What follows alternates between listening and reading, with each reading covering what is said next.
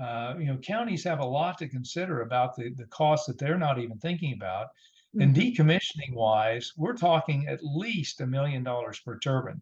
These new taller turbines could be even more than that. You can't recycle that much steel. You can't restore the land back to normal land use. It's Right. just impossible. They're not even required to in the lease.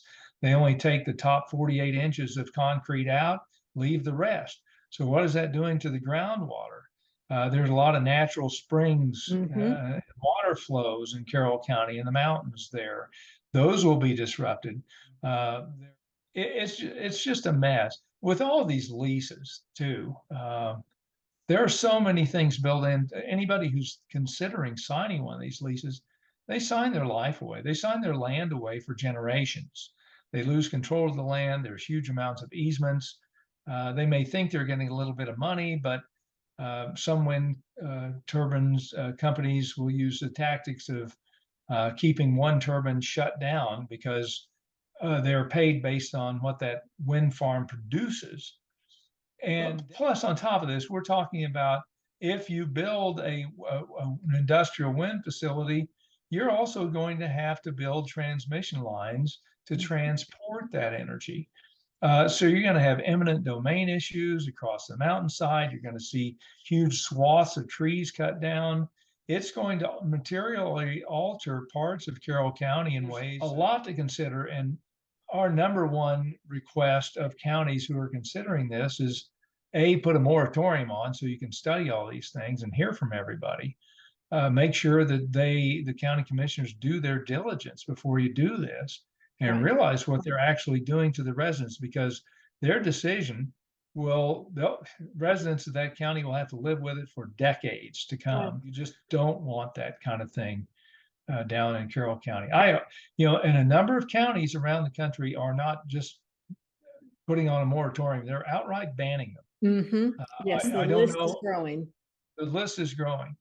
And I'm not sure what happens typically is the wind company will go around and try to get a number of people to sign leases, promising them money, promising them all the moon, basically.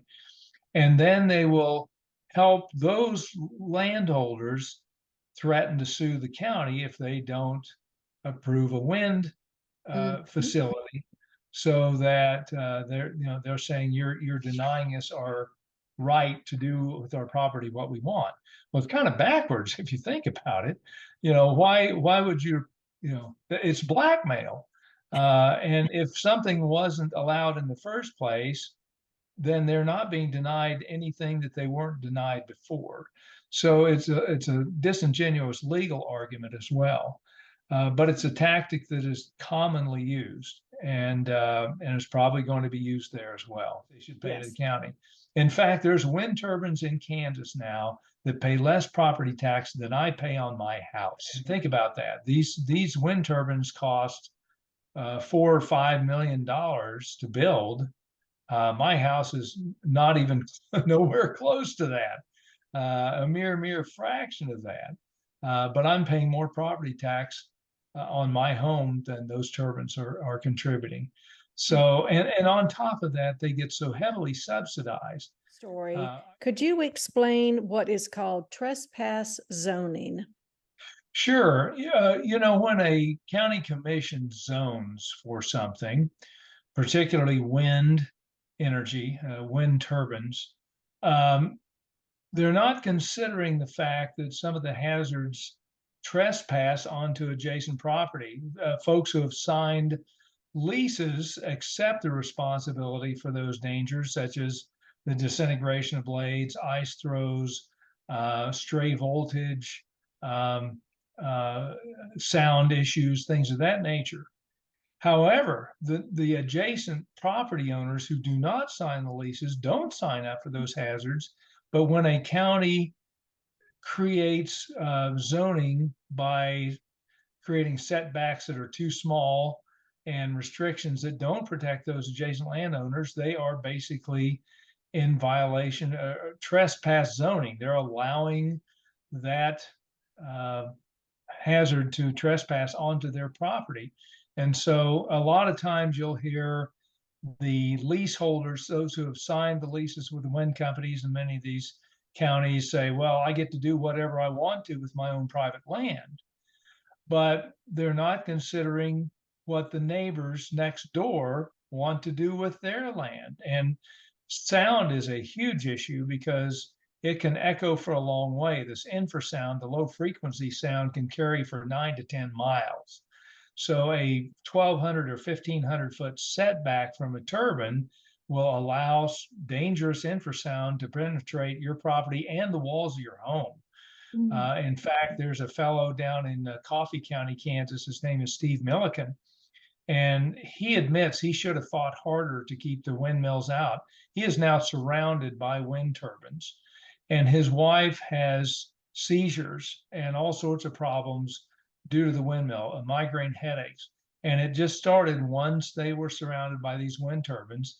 And the sound is a big issue. The shadow flicker, the blinking lights on the top of the turbines.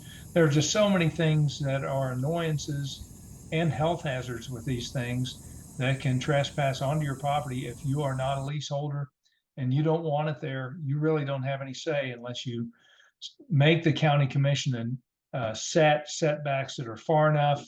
I really would not be comfortable with anything less than a mile from not from the property, it's not from the house, but from the property line itself.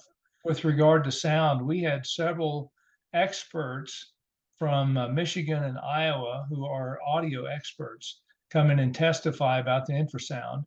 And so a 1 mile setback just for general safety because the ice throws, and when a blade disintegrates, we found up in Marshall County, Kansas, when some of that fiberglass was shed off those blades, it fell apart. It was over 2,000 feet. So just from that safety hazard alone, you need to be at least 3/4 of a mile away. But we found with the sound can travel a long way, and particularly in the mountains, it can echo down through those canyons quite some distance. So a minimum of 1.25 miles would be helpful. It may not completely mitigate issues, but it would be helpful for the adjacent property owners. And I want to emphasize property line because your house may sit in the middle of, say, 10 acres, but if they measure the hazardous trespass zoning to your house, it means part of your property is still being affected by those hazards and drifting over onto your property. You can't use your property the way you'd like to. So the only mitigation, according to the experts that I've talked to, is distance. And the farther away from the turbine, the safer you're going to be. And down there in your area, the average annual wind speed in Carroll County is about 8 miles per hour. The average wind speed needs to be above 10 miles per hour. In other words, those turbines don't even start producing electricity until the wind speed's above 10 miles an hour, and they don't produce their full designed nameplate capacity electricity until the wind speed's 25 miles an hour. Well, in your area, 200 days per year or more, there's not that much wind. So the only reason for these things to exist is for these federal subsidies. And the Inflation Reduction Act under the Biden administration fully restored those subsidies, and those subsidies go out in perpetuity. So the only reason they're grabbing land there, it's not because it can produce energy. It's just for the subsidies alone, period. Once these structures are there, like in California, they don't take them down. They just leave them in a broken down state, and then they'll put a new one right next door to it.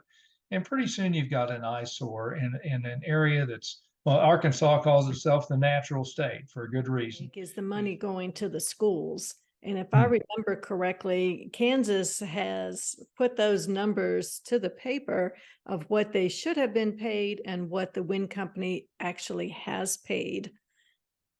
It's a loss of millions and millions and millions of dollars, giving them a property tax abatement of 10 years. They come on the rolls 10 years after they start operating. Well, the problem with that is they never pay full property tax price because they also get accelerated depreciation. So by the time they come onto the rolls, they are almost fully depreciated. So they're paying a mere pittance. of what they should pay in property tax value. In addition, they will say, well, we're going to get payment in lieu of tax Right. or a pilot payment. And typically that is also a mere fraction of what they typically would pay for property taxes. So the schools are missing out, the counties are missing out. They'll claim numbers. They will give a number like, oh, we're gonna donate $750,000 to the county. Well, if you actually do the math, it should be more like $17 million in property tax they should pay to the county. The bottom line is the best way to handle energy is to get the most energy using the least resources. Well, we're doing exactly the opposite with wind and solar. We're using massive amounts of land and massive amounts of cost to produce very little energy and unreliable energy. It's just a bad idea from the get-go. Yeah,